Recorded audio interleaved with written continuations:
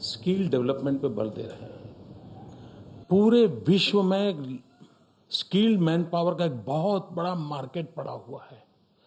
ऐसे मार्केट को टैप करने की ताकत जिसके पास मैक्सिमम यूथ है उसके पास है। न सिर्फ हिंदुस्तान के स्किल्ड मैन पावर की रिक्वायरमेंट, हम ग्लोबल मैन पावर की रिक्वायरमेंट को लेकर के हम स्किल डेवलपमेंट का प्लान क्यों न करें। आज दुनिया को इतने नर्सिस की जरूरत है, पैरामेडिकल स्टाफ की जरूरत है, even teachers, they don't have teachers. क्या यह देश कभी टीचर्स एक्सपोर्ट करने के लिए सोच सकता है? आज दुनिया को टीचर्स की जरूरत है। और एक व्यापारी जाएगा दुनिया के किसी देश में ज्यादा से ज्यादा डॉलर लाएगा, लेकिन एक टीचर जाएगा तो पूरी एक पीढ़ी को ले आएगा। यह ताकत होती है टीचर में। हम ग्लोबली कैसा इंपैक्ट पैदा कर सकते हैं, हम उस विजन के साथ। लेकिन बेस्ट टीचर तैयार करने के पास हमारे पास व्यवस्था है नहीं है। हम आईआईएम में अच्छे सीईओ तैयार करने के लिए ढेर सारा काम करते हैं। 2 करोड़ के पैकेज वाला सीईओ मिलेगा, 3 करोड़ पैकेज वाला सीईओ मिलेगा, लेकिन बेस्ट टीचर पाना है। और किसी को भी पूछिए, आप अमीर से अमीर व्यक्ति को पूछो, हाईली इंटेलेक्चुअल व्यक्ति से पूछो, हाईली प्रोफेशनल व्यक्ति से पूछो, भाई तुम्हारे जीवन की एक इच्छा बताओ, तो बताएगा मेरे बच्चे के लिए अच्छी शिक्षा, मेरे बच्चे के लिए अच्छा टीचर। टीचर, बेस्ट टीचर, इतनी बड़ी मांग है, लेकिन हमारी पूरी व्यवस्था में वो है ही नहीं कोई। मैंने एक छोटा सा प्रयोग गुजरात में शुरू किया, Indian institute of teachers education. Separate university मैंने शुरू की है, we are first in India, कि जहां पर 12th के बाद उसको पता है। ज्यादातर क्या होता है, डॉक्टर बनना था नहीं बन पाया, टीचर बन गया, इंजीनियर बनना था नहीं बन पाया, तो वो उसको टीचिंग के बोझ लगता है, बोझ लगता है।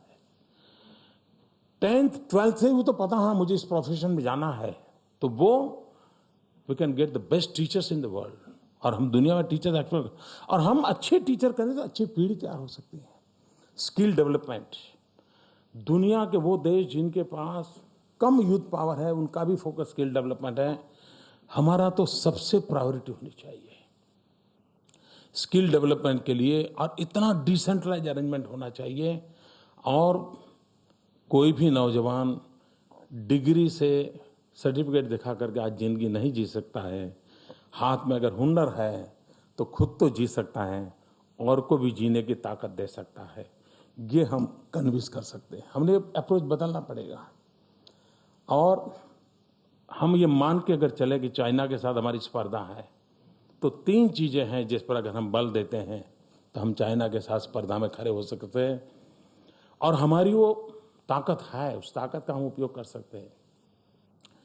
स्किल, स्केल एंड स्पीड, ये 3 विषयों में हम जितना बल देंगे, हम बहुत छोटा सोचते हैं। हमें आज जो ट्रेन है तो ज्यादा से ज्यादा एक्सप्रेस ट्रेन पर सोच आता है, बुलेट ट्रेन का 50 बार सोचते हैं, बुलेट ट्रेन कर सकते नहीं कर सकते। हम बहुत छोटा सोचते हैं। बहुत बड़े स्केल पर सोचने की आदत देश में खड़ी करनी होगी, उसको पूरा करने की आदत बनानी पड़ेगी। स्पीड, हमारे यहाँ एक फाइल को उसकी पता नहीं किस कौन सा फ्यूल है उसमें, कि उसकी कोई स्पीड ही नहीं होती है। और कभी कभी तो रिवर्स गाड़ी गियर में चलता है।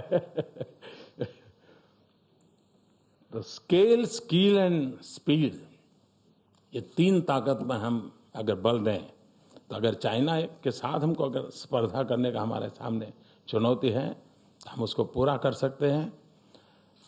ग्लोबल वार्मिंग, एनवायरनमेंट की चिंता, ये विषय है जिसको नकारा नहीं जाए, और मैं तो उसमें रुचि रखने वाला हूँ।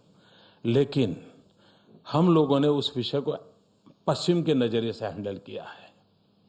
हमने उसे हमारे अपने नज़रिए से हैंडल करना चाहिए। इस देश में जहाँ पौधे को परमात्मा माना गया है, ये देश जिसने नदी को माँ माना है, उस देश को पश्चिमी नज़र से या तो कोई अदर देश के लेटेस्ट विचारों से पर्यावरण सिखाने की जरूरत नहीं। हमने अपनी विधा खड़ी करनी पड़ेगी, और हम लोगों को एजुकेट कर सकते हैं।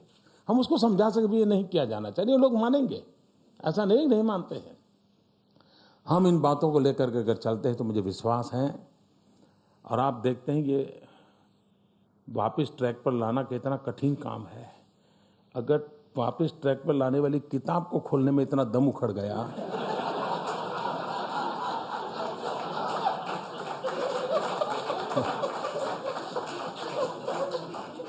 तो देश को वापस ट्रैक पर लाने का क्या करेगा। लेकिन देशवासियों के आशीर्वाद हैं, वो आशीर्वाद हमारा संबल है, हम इसे करके रहेंगे और होके रहेगा। धन्यवाद।